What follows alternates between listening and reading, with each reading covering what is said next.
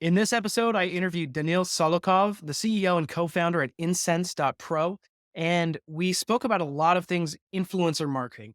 We talked about building and vetting a network of 30,000 creators.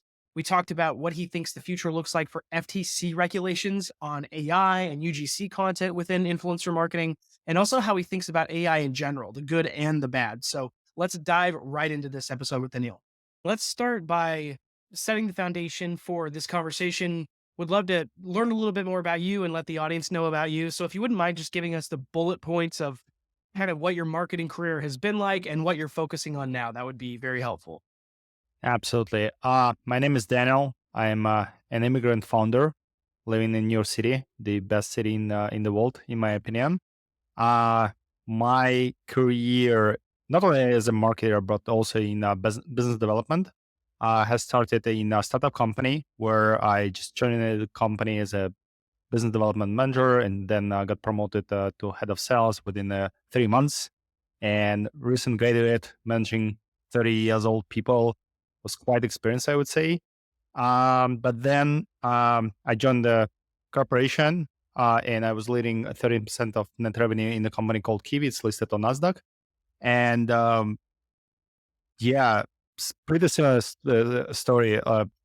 Got promoted really fast. Had to learn marketing from the scratch because my area of contribution was not only about the integrations with the different companies, but also about how to run co-marketing activities. And what I learned there is how to drive win-win situation for both sides. So it's not only when you giving a shout out about some marketing activity, but vice versa. So it's been great. And right now I'm building Insense, which is a creator commerce marketplace where we connect e-commerce brands, 7 8 figure with UGC creators and micro influencers, and helping marketeers to increase their revenue from ads. How have you thought about for the marketplace, for the network that you're building at Incense? How have you thought about vetting and qualifying that many people? How first off, how many creators have come through, and how do you think through vetting all of them?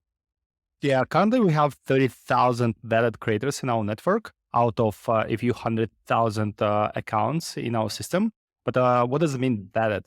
Vetted is the ones, it's the one, those creators who actually install our app and pass on all moderation steps, meaning that they connected their social profiles like TikTok or Instagram. We are pulling the first party data directly from Meta and TikTok, being a partner, and also they uploaded some branded content that they created before Incense. And in that case, it's a social proof and it's actually the proof that they're able to create some of the content. So in that case, we can accept them to our community. And actually, acceptance rate right now, it's around 55%. So we're saying no, one of two candidates. When you're looking at trends overall of what people are creating that is good, you're probably seeing a lot of examples of videos people have created for brands. What are the trends that you like right now in terms of, video, whether it's TikTok or elsewhere? I would say one of the most fascinating right now, it's not traditional UGC, meaning that created with creators or influencers, but founder generated content.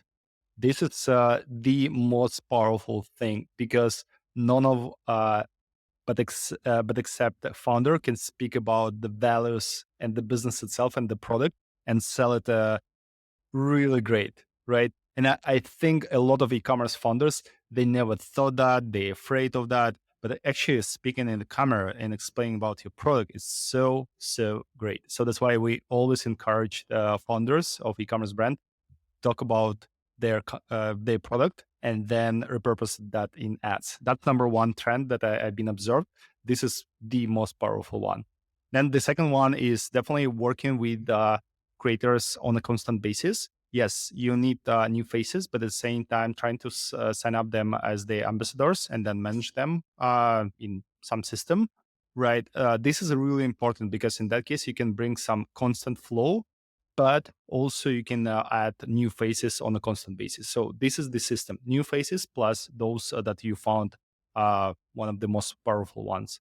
And the third one is not related only to the content, but It's whitelisted ads where you can whitelist influencer handles directly to your Facebook Ads Manager. So in that case, you can approach your audience differently. You would be surprised, but the content that have been produced by the same influencer, basically same content, but you're running that from brand handle or from creator handle, it could be absolutely different results. And sometimes brand handle wins, sometimes creator handle wins. But the most powerful thing that the hardest part is to create the content. So it's already created. Running the ads from different handles is the easy part. So sometimes people are missing that. So this is definitely trendy. On the founder generated content side, is that something that you're doing right now for yourself, and or not? Doing my best. Not saying that I'm doing that in videos. This is something that I would consider to do more often, to be honest. Um, whether I'm participating in some podcasts and so on. In that case, we're repurposing the content. But I think explaining about features, explaining about what's going on in our team, uh, this is require some time, and I would need to invest there. But 100%, I'm investing a lot in my own brand, just to making sure that we're telling the story of Insense, how we're creating, why we're creating, what is the mission, what is the values, why we're different from competitors, and so on. Right. On the flip side of that question, when you're looking at trends, you've listed three big ones that you like. What are three trends, or not even three, but just a trend or two that is clearly bad, or maybe not even a trend, just mistakes that you see creators submitting videos and maybe could be a big reason why they get rejected from your network? What are those mistakes? Uh, First of all, they're trying to use some fake content, meaning that they are not authentic. They never tried the content. They're saying same words in all videos. That what have been observed. It's all fake. This is something that we are not trying, not having on our platform, to be honest. But at the same time, what we found that the content itself, it's about the quality of the sound, quality of the idea, and quality of delivery, right? So mixing all of this is really important. For that, we actually created our own creator academy, which is free for our network and little price for anyone else, where we're trying to educate creators to become a better creators. So that's why it's not only rejection to our community, but the saying like, okay, right now you're not vetted for our network, but here's the Creator Academy. So try to apply with us in the next couple of months. I'd love to dive into the topic of FTC regulation, which is something I know very little about and we have not talked about on the show at all. So let's chat about that, specifically for influencer marketing is kind of the general topic here today. What are the key rules, the stipulations, the regulations that brands and creators really need to know right now about FTC regulation? Good question. Regulation around influencer marketing has been all around for more than 10 years. So FTC trying to uh, update their regulations around that every other year. But let's say that it's not something new to us. It's been 10 years ago. And that's why right now you can see that all of the influencers, they're using hashtag sponsored, hashtag ad, something that you can notify about that it's been sponsored. It's paid, right? This is really important. But what happened last summer when FTC updated on the uh, regulations is that just adding hashtag sponsored or ad, it's not enough, especially if you're running content in ads, especially whitelisted ads. So for whitelisting, it's clear that it's sponsored because it is ad, right? It says literally sponsored on Instagram and it's running as an ad. But they told us like, okay, that's not enough. What you need to do, you need to say about the brand and collabs from within the first second and what brand you're working with. So it shouldn't be kind of blurred in the end of the video that, oh, and by the way, here's the brand that I love working with, and that's how I resolve my problem. No, it should be disclosed within the first second. And this is the completely game changer because the old way of how we were doing whitelisting connections, and basically we were one of the company who actually invented the whole thing back in 2017, like whitelisting process. It's not longer compliant because the connection between Facebook page and Instagram account, when you have the ability to run the ads from the Instagram accounts, it's no longer compliant. It's not saying with what brand you're working with. Either it should be integrated within the first second on preview of the video, or it should be used with the official platform capabilities. On Instagram, it's called partnership ads. So in that case, it says influencer handle with brand name and then sponsored. So this is the FTC compliant. And that's what we're trying to do our best just to making sure that the entire market knows about that. We've been observed a few fines that's already coming along the way, like by FTC. So you don't want to play this game with the FTC 100%. And good news that uh, major platforms, they're supporting all the regulations for obvious reasons. So Instagram, they have their own API for this. On TikTok, it's been Spark Ads forever, right? So we have both integrations on our platform just to making sure that none of our clients will face any issues with that. Yeah, it's kind of like a complicated topic, right? Because from the creator standpoint, you want to be compliant so that you don't hit with anything, but Yeah. you still want to serve your audience in an interesting way. And so there are going to be a lot of creators that say, okay, well, if I have to do all this in my caption and do the title and in the hook of the video or whatever or the post, I have to say it very quickly. How do you think about maintaining that creativity and that interest quickly in the video while still remaining compliant? This is the cool question. And I recently saw one of the posts from e-commerce leader in space on LinkedIn, I believe, or Twitter, saying that, oh, UGC is not longer UGC because it looks like ads, and UGC shouldn't be look like ad. Well, that's not true. People are not stupid, right? I mean, I'm also consumer. I'm not only marketeer, but I'm also consumer. I can definitely say that this was ad, and this is fine. Why ad is bad? Ad is not bad.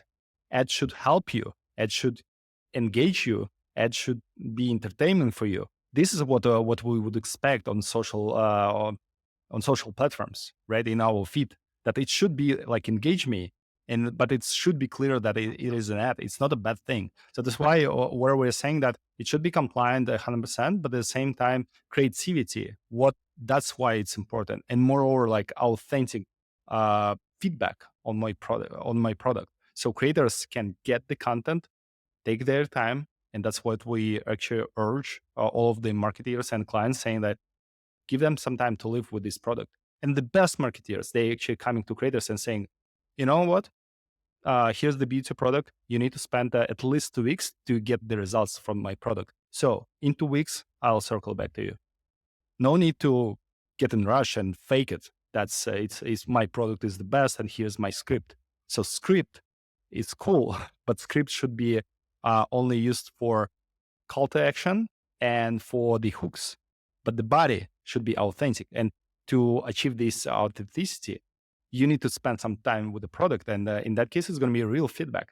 That's our approach. It's all about real feedback. So on, if you want to have a scripted fake content, hire one of these UGC agencies who is literally bring actors to their studio to film 20 products a day with the same face. People who never even heard about these products, they never ever apply on their skin or even drink this product, even in the studio. So go for it. But in that case, expect that people will see that this is the ad clearly, but at the same time, I don't trust that. Yeah, but boils down to authenticity at the end of the day is really the only way to combat that, it seems. How do you think AI generated content comes into play here? We're starting to see more video AI coming through. There's automated personas or avatars that you can create entire videos without a real person now. And so there's a lot of that's probably coming down the pipeline if it's not there already. How do you think AI content is going to be impacted or impact FTC guidelines? I think one of the first topic is fascinating that what we have seen, but by OpenAI, the recent developments, I was just wow. I was expecting that will be coming in 2 years, 3 years, right? But no, it's here. It's wow. At the same time, it's again coming back to our topics about FTC regulations. It's already regulated. People thinking about, oh, let me hack this system, right? Because I don't need to pay to creators, I don't need to deal with that, so I can do my text to video prompt, and here you go. So it's not compliant in a way. Okay. So what is the regulations right now saying about that? A couple of items. First of all, it should be fully disclosed that it's being generated by AI and this person doesn't exist from the first second of the video, which is automatically ruin the entire conversion. This is number one. Secondly, for certain verticals, and I don't remember all of them, but I do remember that all of them should be consumable. So it's a beauty products. It's something that like drink, like baths, food and bath, right? All of these topics are already prohibited from AI generated like UGC content. Because do you want to consume the content from the person who is saying, "Oh, I have acne on my skin," and now it's not anymore the problem because of this product, and then you realize that this person doesn't exist because it's AI. You don't want. So it's already prohibited, right? So consumable products. But for the other products, it's also should be disclosed from the first second, which is automatically ruin the entire conversion. And I know like some of the people in the market hacking the system. Okay, good luck. I would expect a lot of FTC fines. But what I believe how AI can help is by producing the content with the creators, but getting the different variations of this content generated by AI. So it's a real person, it's a real story, but 14 seconds, 13 seconds, 10 seconds, this hook, that hook. This is fascinating. Removing echo, removing some background, because when I filmed that, I never thought that. Or let's just try that. This is something can empower UGC, but but not replacing that. Awesome. What one final question for you, and then I'll let you kind of you tell people where they can find you. If you look forward to the future, 3 to 5 years from now, what's one thing that you think will be different in terms of FTC regulation and influencer marketing compared to now? Oh my gosh, good question. I think a lot of rules going to be way more clear based on our experience because Gen AI is still really new thing. People have no idea how to approach this thing. It's scary, but it's fascinating. So right now, we as a human being, we're trying to learn how to approach that. So that's why it's going to be a clearer difference about the rules, what should be applicable, what it should not, because right now it's still not 100% clear. And that's number one. Secondly, I think it's going to be some of the system that will help us to identify what was impacted by Gen AI, what was not. Because right now, it's again, you have no idea whether it's a real Donald Trump or it's a fake one. So you have no idea. And the third one, I think it's going to be the alliance between marketers, creators, and AI. So we'll see how all of these items they're going to be uh, playing on the strength, not playing against each other. Awesome. Would love to close out by giving you a chance to tell people where they can find you, and what you're working on currently, and then we'll wrap it up. Absolutely. I'm a founder of a company called Insense, as I mentioned. So trying to drop some nuggets every single day. on my LinkedIn or Twitter. It's easy to find me there. You can type in Daniel Insense or Danil Saliukov. That's my last name. So DANIL SALIUKV. So yeah, and give me follow, join my conversation, argue with me. Yeah, let's create content together.